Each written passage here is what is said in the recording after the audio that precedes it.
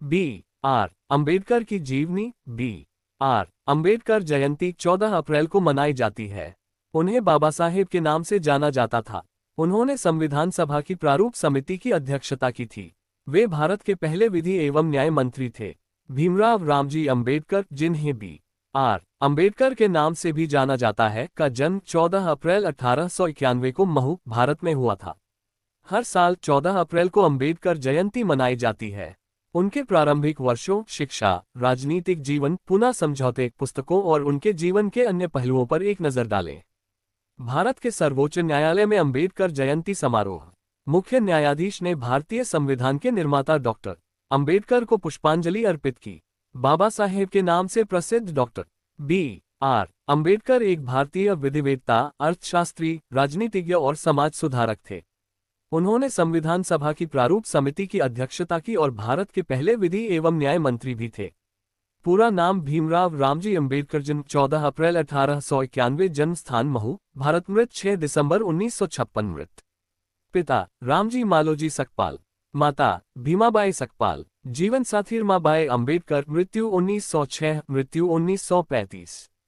सविता अंबेडकर, मृत्यु 1948। राजनीतिक दल स्वतंत्र लेबर पार्टी, अनुसूचित जाति महासंघन्य राजनीतिक संबद्धता, Republican Party of India. Alma mater, Mumbai विश्वविद्यालय BA MA, कोलंबिया विश्वविद्यालय MA PhD, London School of Economics MSc DSc, Gray's Inn, barrister at law, पेशा न्यायविद, अर्थशास्त्री, शिक्षाविद, राजनीतिज्ञ, समाज सुधारक और लेखक। पुरस्कार भारत रत्न। मरणोपरांत 1990 में के लिए जाना जाता है या के लिए प्रसिद्ध दलित अधिकार आंदोलन। भारतीय संविधान का मसौदा तैयार करने वाली समिति का नेतृत्व कर रहा है। दलित बौद्ध आंदोलन। बी आर अंबेडकर की जीवनी, प्रारंभिक जीवन, शिक्षा, विवाह, बच्चे। उनका जन्म 14 अप्रैल 1891 को पश्चिमी भारत के महू में एक दलित महार परिवार में हुआ था। उन्हें अपने उच्च जाति के सहपाठियों द्वारा अपमानित किया गया था। उनके पिता का नाम रामजी मालोजी सकपाल था। वह सूबेदार रैंक के एक सेना अधिकारी थे। उनकी माता का नाम भीमाबाई सकपाल था। उनका परिवार मराठी पृष्ठभूमि का था। लगभग 1894 में उनके पिता सेवानिवृत्त हुए और 2 साल बाद परिवार सतारा चला गया। कुछ समय बाद उनकी मां का निधन हो गया। 1897 में उनका परिवार मुंबई आ गया, जहां उनका दाखिला एल्फिंस्टन हाई स्कूल में हुआ और वे वहां दाखिला लेने वाले एकमात्र अछूत थे।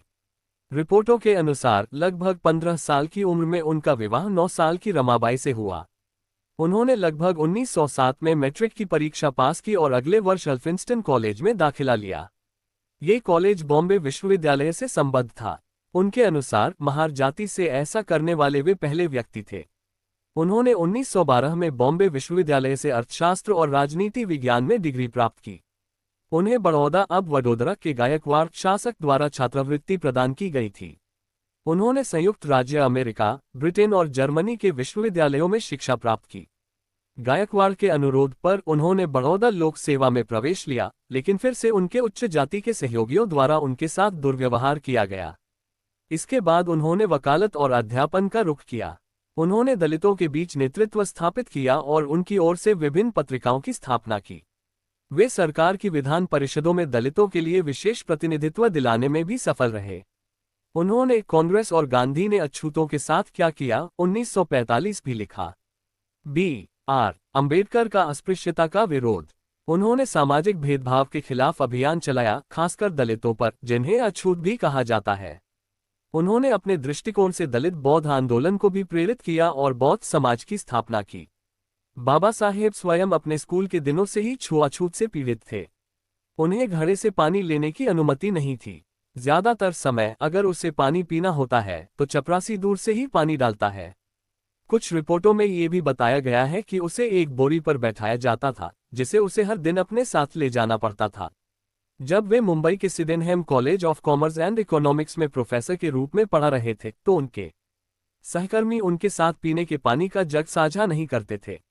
उन्होंने एक निवेश परामर्श व्यवसाय भी स्थापित किया, लेकिन यह असफल रहा क्योंकि उनके ग्राहकों को पता चल गया कि वे अछूत हैं। बाबा साहेब को साउथ बरो समिति के समक्ष गवाही देने के लिए आमंत्रित किया गया था। ये समिति 1919 में अस्पृश्यता के विरुद्ध भारत सरकार अधिनियम की तैयारी कर रही थी।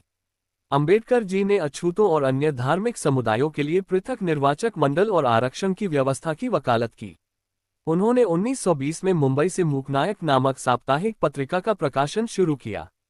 उन्होंने 1926 में अपने वकील जीवन के दौरान 3 गैर ब्राह्मण नेताओं का भी सफलतापूर्वक बचाव किया। इन ब्राह्मण नेताओं ने ब्राह्मण समुदाय पर भारत को बर्बाद करने का आरोप लगाया था और बाद में उन पर मानहानि का मुकदमा चलाया गया।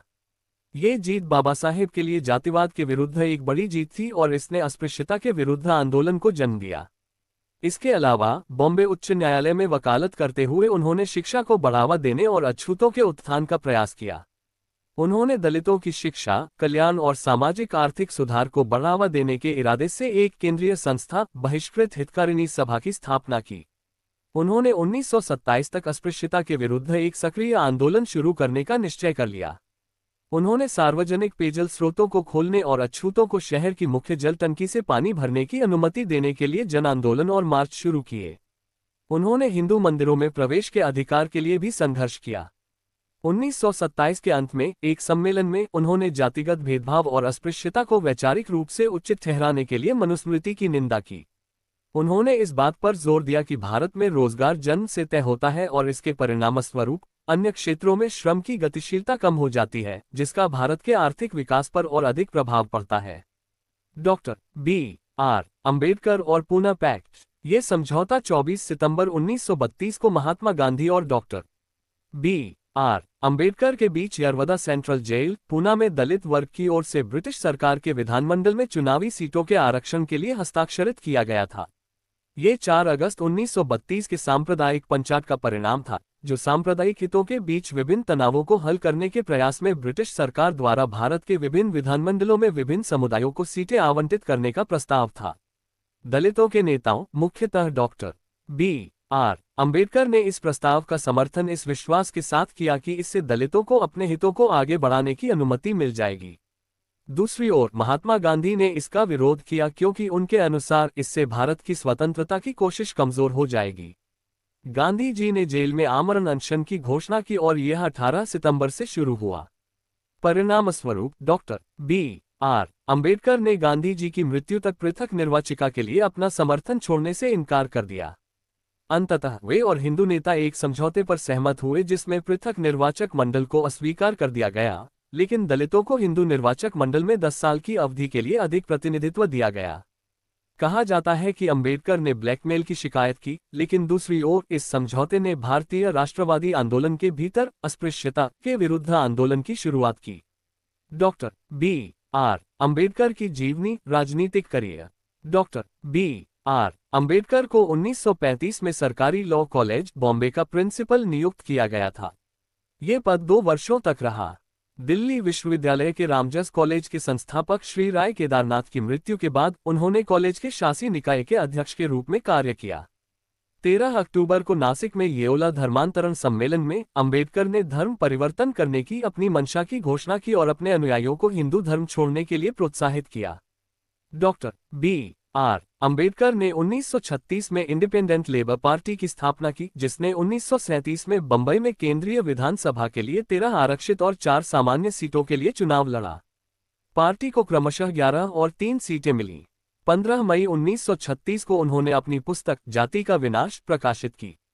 इस दौरान उन्होंने कोंकण में प्रचलित खोती प्रथा के विरुद्ध भी संघर्ष किया। यहाँ खोट का अर्थ सरकारी राजस्व संग्रह करता है जो नियमित रूप से किसानों और काश्तकारों का शोषण करते हैं।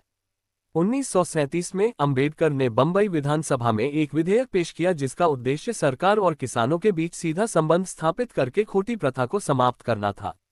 श्रम मंत्री के रूप में उन्होंने रक्षा सलाहकार समिति और वायसराय की कार्यकारी परिषद में कार्य किया।